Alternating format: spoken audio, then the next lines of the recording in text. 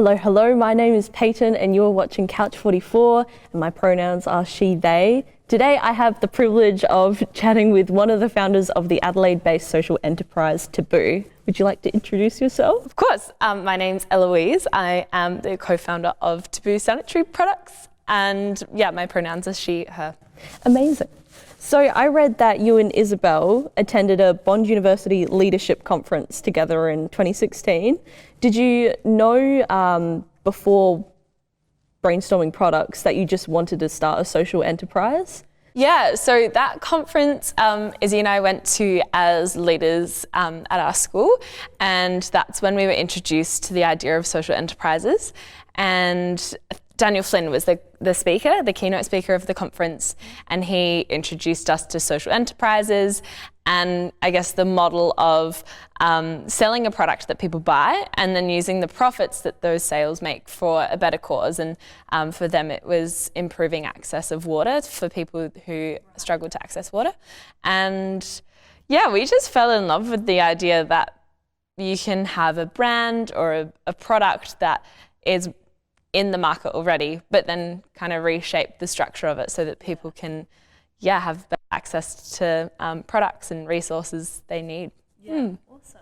How did you finally settle on doing sanitary products? Yeah, well, we loved the idea and then we thought, okay, what do people buy every day or every week or every month in their life? And we thought about coffee and chocolate and things that people might draw to as a staple.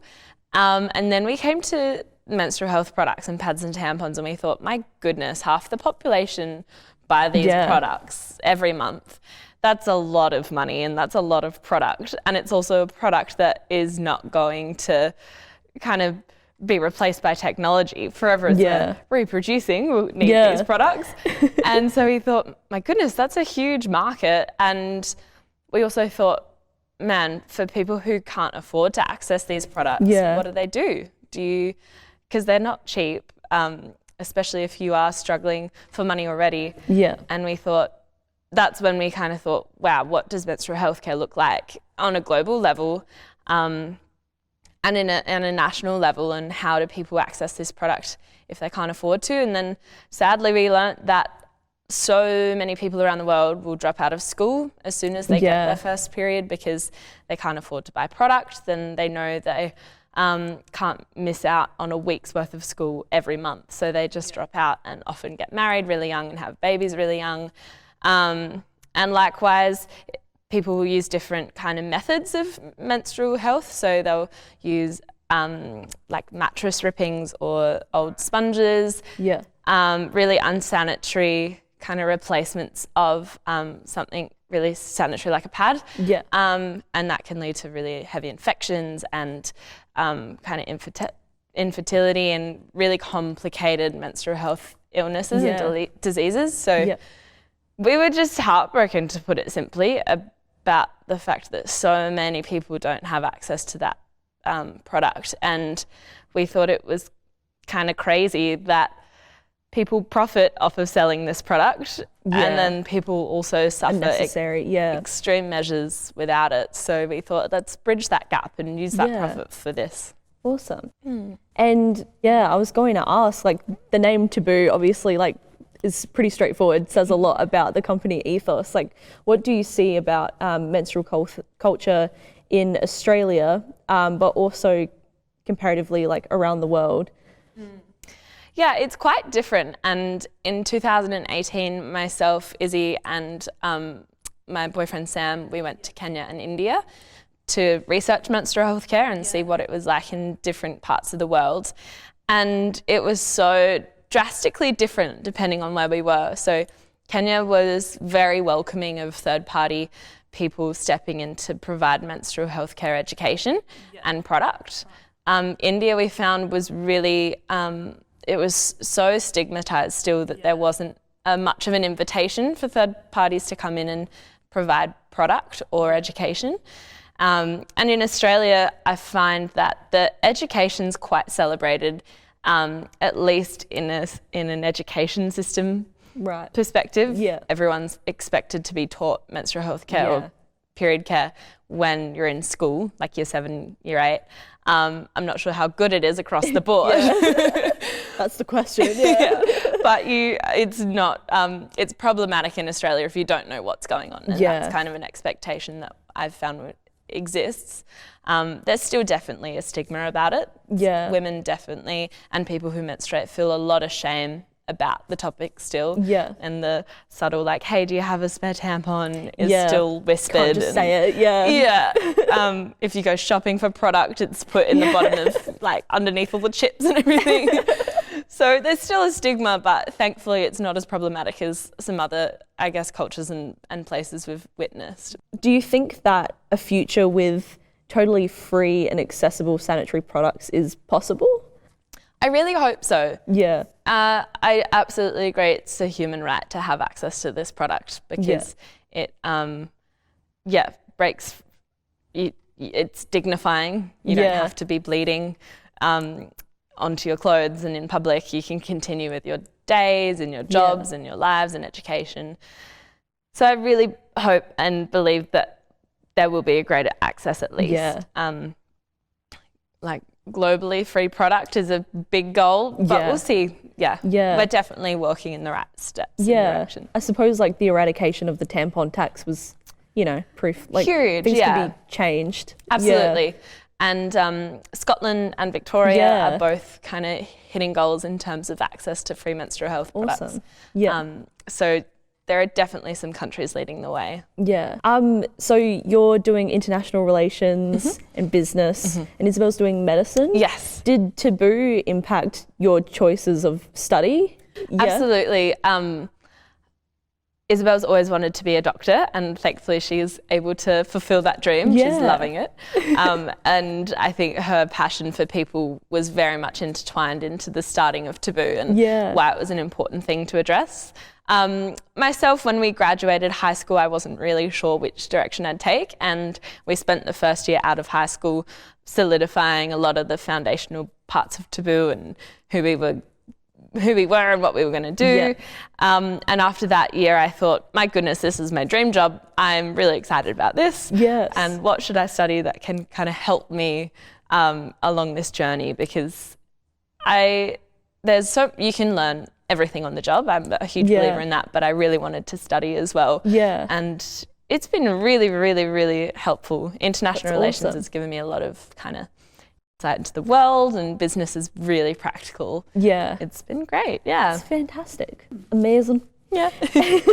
And finally, where can people buy your products? Or we've kind of gone over that, but where can they buy your products and where can they follow your brand and everything that you do? So, like I said, on the run, national pharmacies, there's an IGA in Unley, Adelaide, that is stocking our product as well. But otherwise, online. So our website's tabooau.co. If you Google TABOO sanitary products, you'll find us. Yeah. And that's a really fun way to you can see our merch as well. So you can start conversations or just wear things that are a bit conversation starting. Yeah. Buy our product online. You can do it once off. You can do subscription. That's all we're at the moment. Amazing. With that, thank you. Thanks for chatting. Thank you so much. It's been a pleasure talking to you. Likewise. Thank you for your time. No worries. And thank you so much for watching. This has been Couch 44.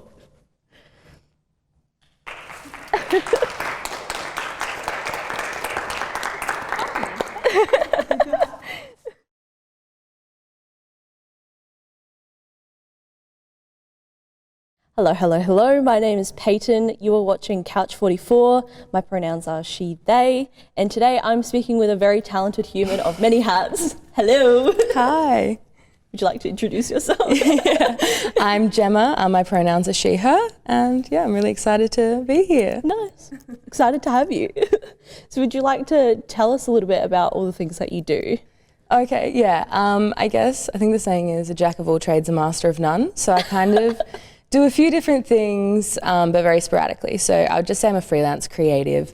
So I do writing, TV, radio, but then behind the scenes stuff as well. So a bit of videography and music now as well. So as someone who obviously has so many undertakings and pursuits, how do you balance everything together and then balance that with self-care?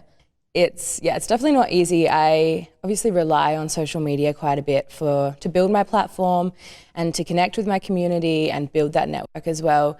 But I get a lot of trolls. I mean, I'm Fun. a female speaking her mind. So with that, unfortunately, comes a lot of criticism. So there's days where I have to just delete social media altogether because it's just too much for my mental health. Yeah. But then whenever I do that, I miss opportunities or I don't know, it's constantly trying to find that balance. So I'm kind of treating it more like a job these days, where like I will switch off at a certain time like you would a job. So it doesn't leak into... because it blends into like every aspect of your life, and you need to maintain it. Otherwise it gets pretty toxic pretty quick. But I'm learning. So your platform, multiple platforms, you've got Healing Fearless, and your podcast as well. At what point did you decide to just like be vulnerable very publicly? It was never something that I chose to do. I wasn't like, okay, I'm going to share this today and this is what I'm going to do. It was more, I went through a really traumatic time a few years ago. So I guess little trigger warning that I will talk a bit about sexual assault, I'm sure, but it rocked me quite a lot, and I went into a very depressed kind of situation. I moved interstate back home with my parents, quit my jobs, like stopped uni and just like stayed in bed for weeks. And I decided that I needed to get out of that situation. And I thought by kind of holding myself accountable or getting others to hold me accountable, I would do it. So I started just posting like, I'm going to go for a walk today, make sure I do it. And it was to like 10 people. And they would be like, you've got this, go do it. Have you done it yet? And I would do it for them as well. But then they started to kind of relate with what I was saying and started to be like, thank you. I've never felt so seen or understood, because no one talks about this really kind of deep trauma stuff. And then in a way that kind of helped me more helping other people. So it started off as just a way to like hold myself accountable and get myself out of bed. And then in the end I was like, well, I need to help these people now. And by helping them, it helped me. The community just kept growing and growing. So many opportunities have come from it, like workshops and stuff like that. And like business opportunities, which is really bizarre because that wasn't the aim. But yeah, it's just started off as a way to kind of heal myself, and it ended up becoming this really nice community, which had multiple kind of positive impacts, which is really cool. It's amazing how much healing can occur when people just talk about things. What do you think, how can we make these taboo subjects like sexual assault and whatever else easier to discuss? I think it is just talking about it. Just doing it. Which it's easier said than done. Obviously, when like you're in the middle of those things, it's not something you talk about. I didn't talk about my experiences till after the fact. But once we start talking about it and realizing that we're not alone or we're not broken or we're not messed up, then you can start to come to terms with it. And I've seen that a lot through my works with Vice. So I write about brilliant articles. They're so good. Very raw, so definitely trigger warning on those. But it talks about the link between sexual assault and pleasure, and sexual assault and kind of, I guess, orgasm ultimately. But nobody talked about that. So because there's nothing online about that, it was trending. And I started getting messages a year after the article was published from like people in Spain who had experienced really traumatic sexual assault, and they 15 years ago, and they messaged me saying, 15 years I thought I was broken, 15 years I thought it was me. And they were just literally Googling like, why can't I enjoy pleasure after assault? And then my article came up, they read it, and they were like, thank you for giving me an answer, and now I'm starting to heal 15 years later. And it's things like that where it's like, that is just a really simple explanation, but it didn't exist. And the whole reason my articles came about is because I was Googling it and there were no answers. So I had to link multiple different kind of research papers together to figure out, well, for me, what my reason was, but it turned out to be the same for so many other people. And that just, it didn't exist because nobody talked about it. Yeah. And it's something that impacts so many people. So many. Yeah. It's wild. Yeah. In a lot of the works that you've done, you've highlighted culture as like a catalyst of misogyny and rape culture, fat phobia even. How do you think we can change this culture? Yeah. I think everything starts at a grassroots level, no matter what we're talking about, and it perpetuates. It gets worse and worse and worse. So in terms of like sexual assault, it's those like the locker room banter or the rape jokes, those little things that we might do or accept around us that kind of lead to, not necessarily leading to rape, but leading to like excusing rape or justifying rape. So that's for that example. So often like we hear those things like, oh, well, boys will be boys, or she was asking for it, or it's not rape if you like it, all those things. And those little comments did stick with me after I was assaulted. Well, he was a friend of mine, a person that I knew, and I did leave the party with him. So I should have known what was coming. Like, I'm an idiot.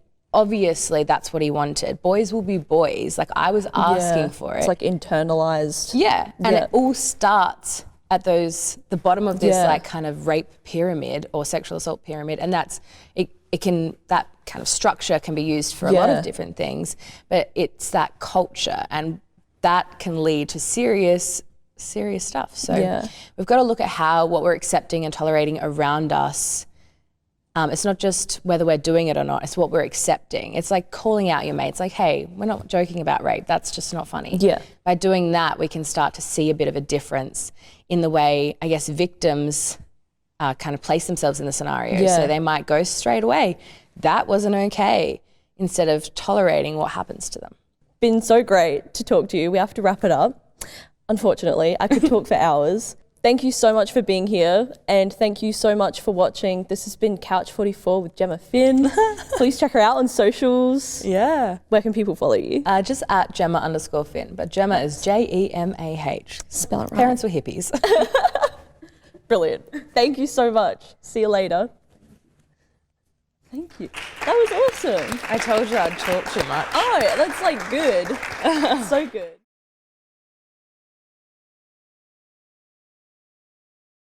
It was in high school. I don't think I realised, but up until that point I had always made movies for projects and assignments and did film in year 11 and 12, and by then I was like, well, this is it.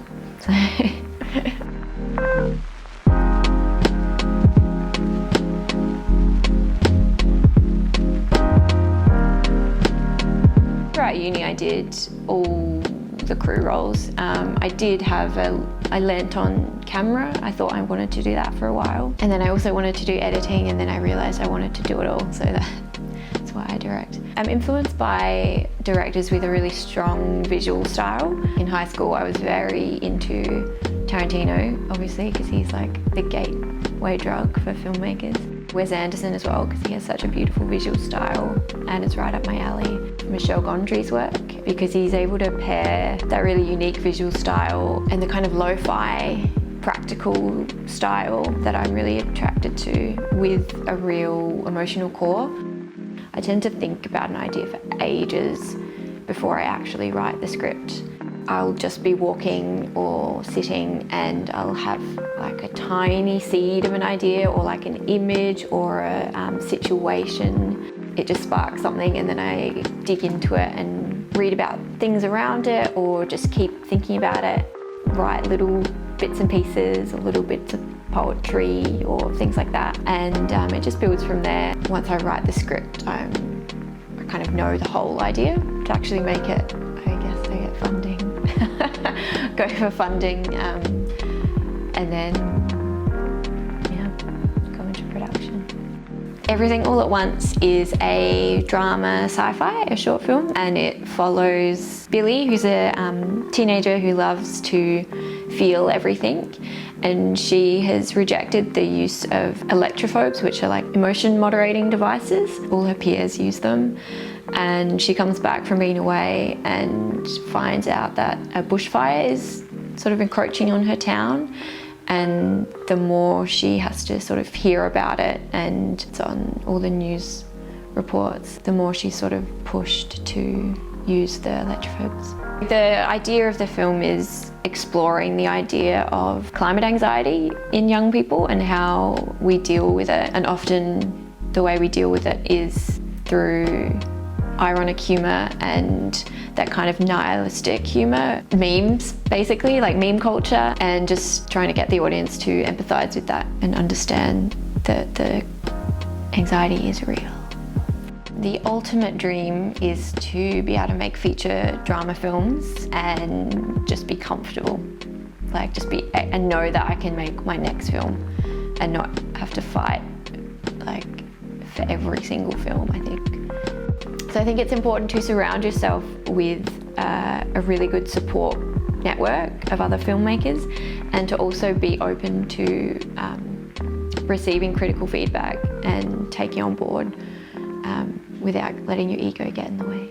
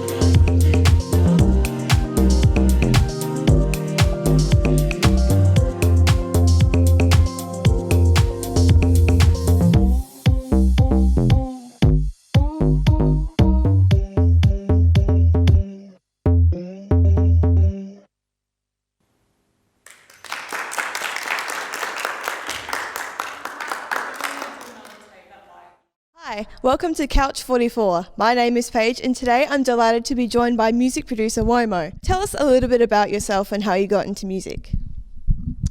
I got into music when I was probably about 13, I guess, from playing Guitar Hero. That sparked my interest in rock music, which is pretty funny because it's a far away from where I am now.